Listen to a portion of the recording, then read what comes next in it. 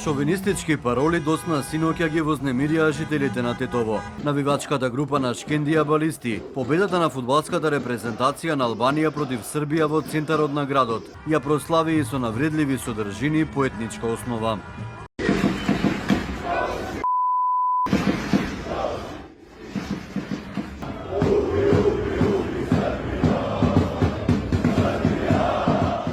Од Министерството за внатрешни работи велат дека во Полошкиот регион немало пријавени инциденти по фудбалскиот надпревар Србија-Албанија, но нивни екипи ќе постапуваат по навредливите содржини кои беа снимени и споделени на социјалните мрежи.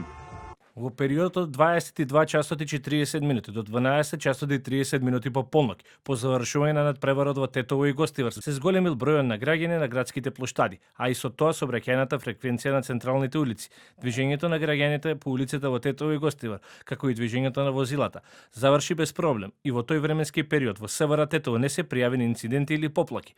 Полициски службеници беа на лице место и во врска со навредливите скандирања ќе бидат преземени соодветни мерки.